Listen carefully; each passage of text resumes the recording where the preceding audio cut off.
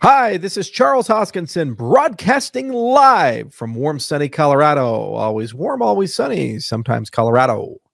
Today is November 11th, Veterans Day, 11/11. It's a very special day. It's a day that means a lot to my staff, a lot to me. And I figured I'd make a video before I go home to talk a little bit about the industry and also the FTX issues. As many of you know, FTX has collapsed. It's declared bankruptcy, and it's going to be unable to honor its obligations. It went from a crypto empire that spanned from Solana and Polygon all the way to Masari and everything in between to basically a existential threat to the stability of the cryptocurrency ecosystem in about 48 hours. Now, in hindsight, in reflection, there were enormous warning signs ranging from the talent that was at FTX to the governance of the company to the fiscal strategy that they followed, how they invested their money, where they chose to deploy it, the statements that they made in reflection. They don't look so solid. And this is generally what happens when you have regulated businesses that are in a position of trust led by kids who have no experience. You know, it's okay to have young entrepreneurs, and it's okay to have inexperienced people have great visions and dreams and pursue those things. But the first thing that happens when you're a young entrepreneur, because I'm still young and I was very young when I entered this industry, is that once you're given money, you have to bring together a diverse team of people and have that team of people work with you to build something great. If you look at IO, my CFO has over 35 years of experience on Wall Street. He was chief operating officer at Mizuho. He was personally responsible for hundreds of billions of dollars of various commodities and other things at the trading desk he was on and the regulated financial institutions he was at. He's a very experienced guy. General counsel, is a JD MBA, a senior partner at a law firm when we hired him, and went to Wharton, went to many places. He did the overstock stock offering for crypto, did a lot of stuff, and is one of the domain experts in the merger of traditional law and cryptocurrencies, as well as the regulatory intersection. Within our circle, we have advisors, external, internal, and people that have lifetimes worth of experience on strategy, marketing, operations, and everything in between, who have been accountable for billions of dollars. We're not a regulated business. We're just a cryptocurrency protocol developer.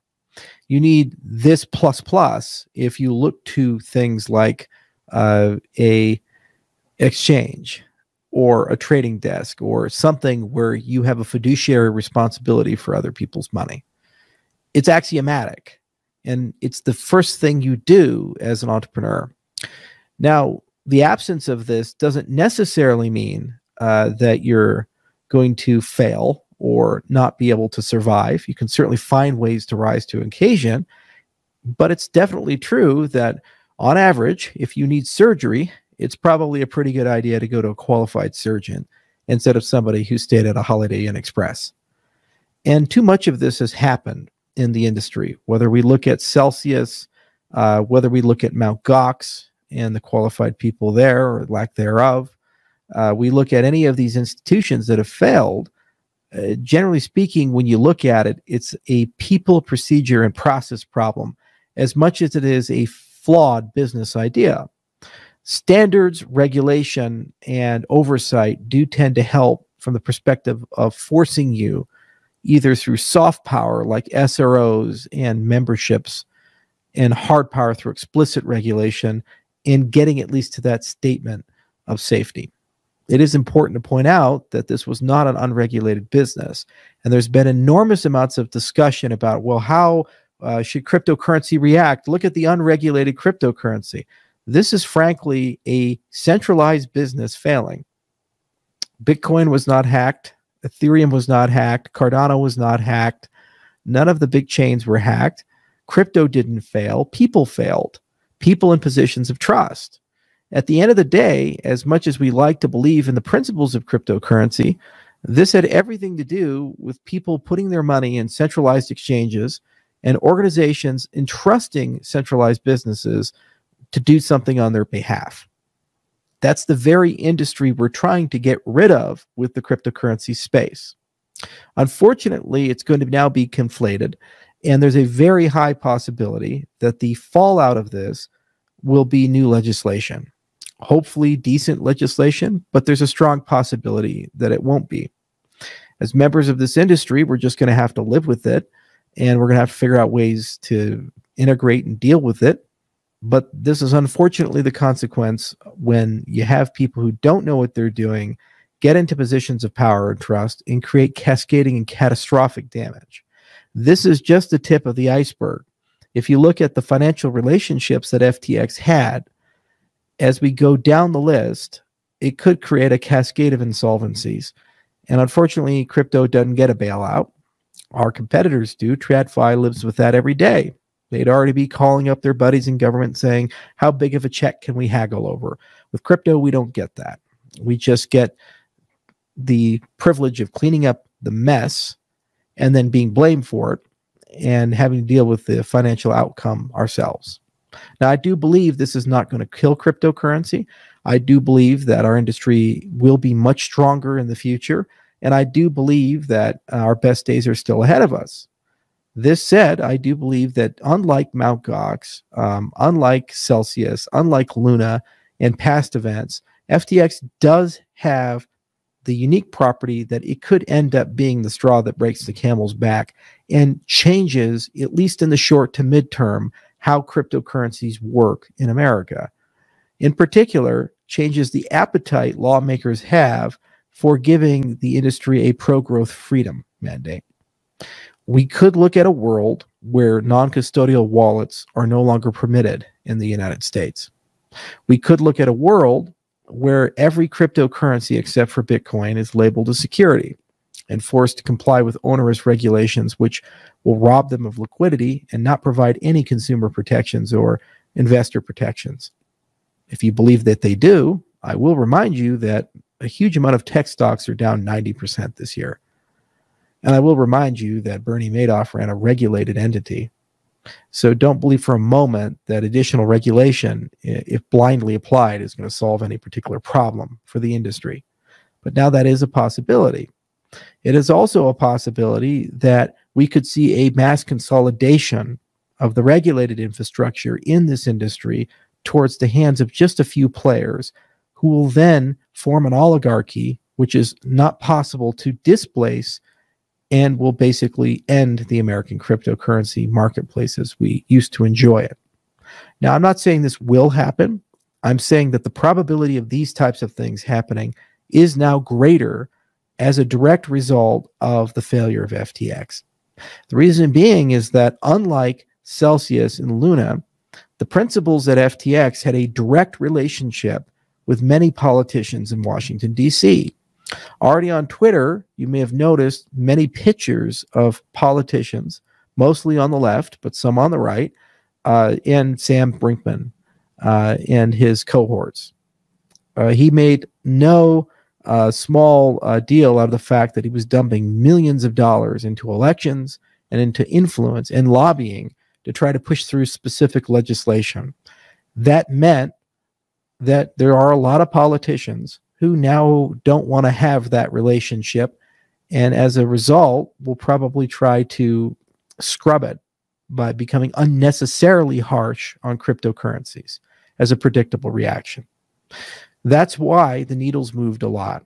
In addition to the consumer losses that are going to occur, the institutional losses that are going to occur, and potentially the set of cascading failures that can occur. This industry doesn't seem to have learned its lesson. The YouTube podcaster class that mock the Cardanos of the world and talk about how stupid we are and how small our TVL is and these types of things. They continue to be arrogant and petulant. They continue to peddle snake oil advice. They continue to recommend people dump large sums of money into completely unvetted programs and projects. It is what it is. I hope the audience is wise up and realize that maybe their advice has been horrifically bad this year and last year and so forth. More projects continue to get funding without really that much due diligence. And it's very clear that VCs continue to be quite interested in getting involved in these things. I believe one of the investors in FTX was Sequoia. It was supposed to be one of the smartest and best put together VCs in the entire business. And they took a significant loss from their time at FTX. Celebrities have been impacted as well. Tom Brady and Gisele Bündchen, for example, had a considerable amount of money in FTX, as did others, who will undoubtedly now become quite disenfranchised and potentially leverage their considerable networks to attack and criticize the industry. At what point does the industry stand up and say, we've had enough, things need to change, and we need to think of a new path forward? For our part, the mission is unchanged. The approach is unchanged because this is what we think everybody should be doing. Come the 18th, in just 7 days, I'll be in Scotland. There, we're going to announce the Edinburgh Decentralization Index to begin measuring the decentralization of cryptocurrencies. We do recommend that best practices for the operations of exchanges be set forward and people start following them. We do recommend that also in DeFi, we get a lot more honest about what can and cannot be done as an industry and start coming together on basic standards for this type of thing. Smart contract security standards and symmetrical functionality standards. I hope people begin to wise up. I also hope that people understand that nothing is for free in life. You cannot get massive returns and massive yields. They have to come from somebody. Not too long ago, last year, I criticized the big surge of Doge. Not because I had anything against the founders of that project or the people participating in it, but because it so perfectly epitomized the attitude of get rich quick. Every single person I knew who was purchasing that currency was doing so because they had a mistaken belief that they could double, triple, quadruple their money in a matter of days, weeks, or months. And the vast majority of them lost it. That is a mentality which will end the cryptocurrency space if it's preserved and maintained. It has always been the goal to focus on our side of the aisle, use and utility and adoption, and the fact that this really is an industry that can fundamentally transform and change things. There is no other way. If you get hurt in a place like Congo or Burundi, or while skiing in Aspen, and you live in Canada, for your medical records to be seamlessly transmitted while you're unconscious to the doctors trying to take care of you there. Blockchain solved that problem. There is no way that we will be able to rebuild the entire world's supply chains, given that there are many nations, many laws, and such a large global footprint to comply with ESG mandates that are being haggled on by world nations. There is no way that we can ever get to a point where every person is banked.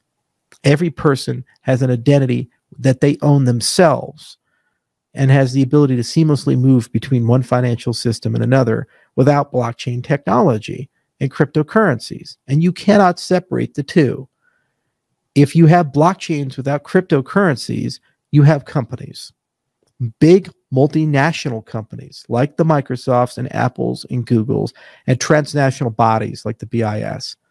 I didn't sign up to build Apple's next product line. They can do that themselves. I signed up to build protocols that give everybody freedom and liberty.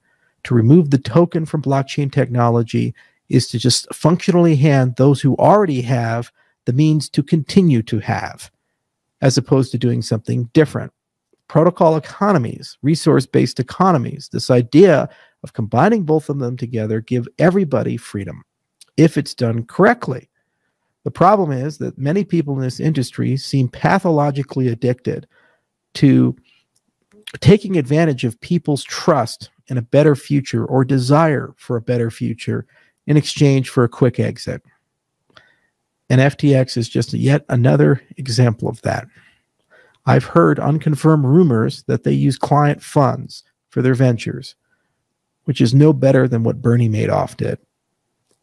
We will see as the forensic accountants and government investigations begin tearing apart the legacy of that organization we'll get a better understanding very quickly about how bad it was and what they did.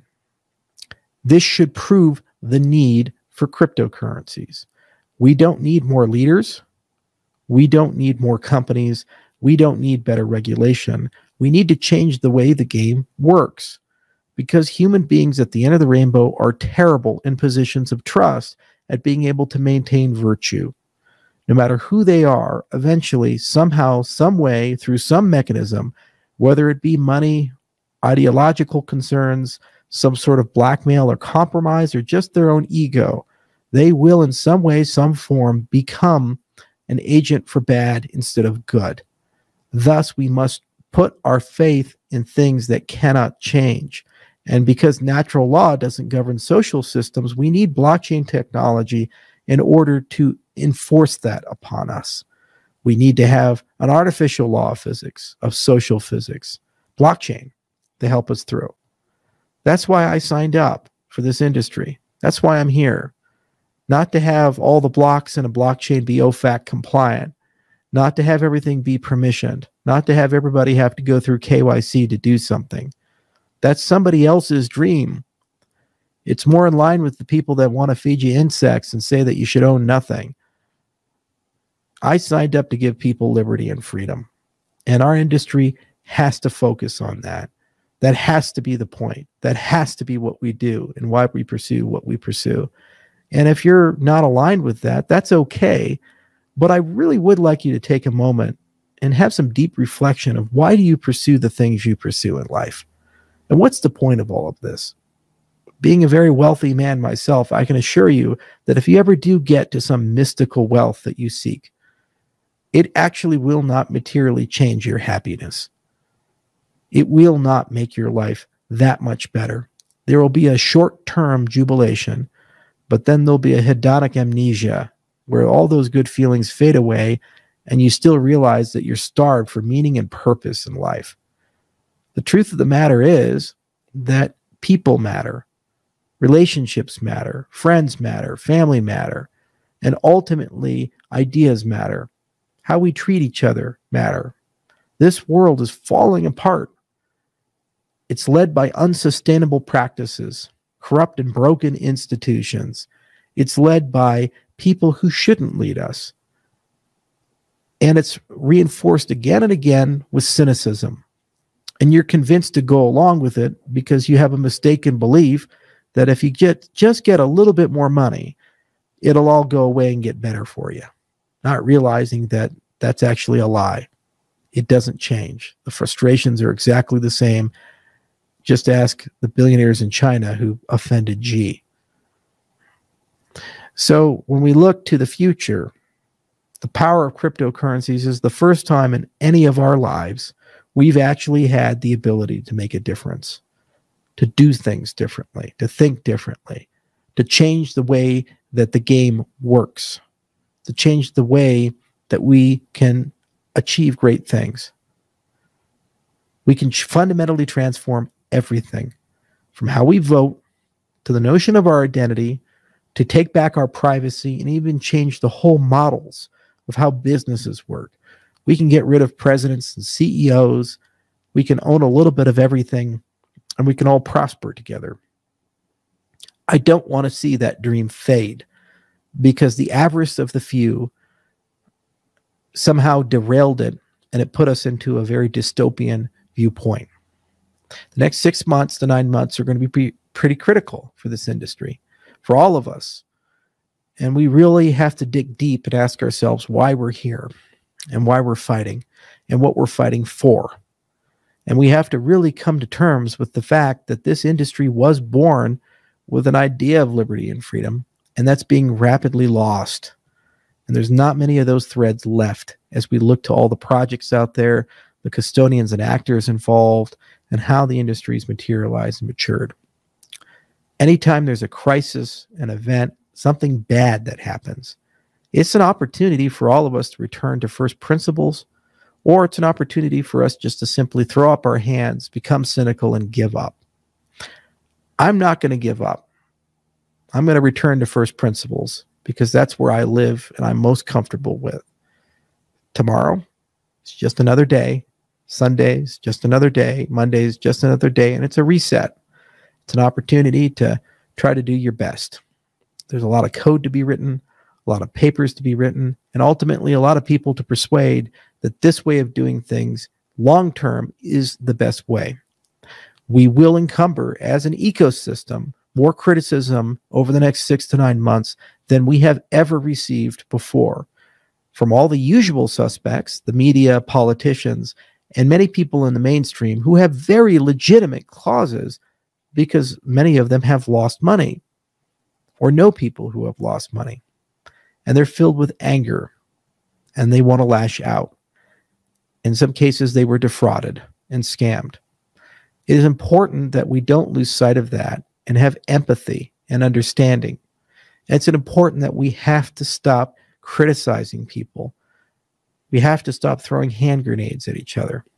We just recently had an election in America. There was a lot of talk about how there was going to be a red wave. Didn't happen, but enough happened to demonstrate one message that was very clear. It was a dual rejection of the two political parties. The incumbents were not rewarded with a monopoly on power, but those who had the audacity to replace them were not rewarded with a clear mandate. Rather, they were told, give us something better. And if we take that lesson to heart, we can realize that there's a great degree of fatigue amongst everyday people about fighting. We're all tired. We're tired of hate. We're tired of criticism. We're tired of name calling. We're tired of labels. We're tired of dealing with the constant war every single day. We're tired of looking at people that we used to consider to be friends and neighbors and now view them as the other because they don't happen to believe in the same things we believe in. Cryptocurrency is not divorced from this. It's made up of people at the end of the rainbow. And so people do what they do. And they've taken these politics of personal destruction into the cryptocurrency industry. So we have to ask ourselves, do we want to continue doing that? As we return to first principles and we endure the criticism over the next 6 to 9 months, deserved and undeserved, the only thing we can choose to do is continue to believe and personally, each and every one of us, be better, conduct ourselves better, fight harder, and keep the faith. You don't deserve a beautiful city upon a hill unless you're prepared to walk up the hill. And in some cases, you have to build the city. And we don't deserve a great future unless we're willing to fight for it and believe in it and endure the hardships of the journey to get there.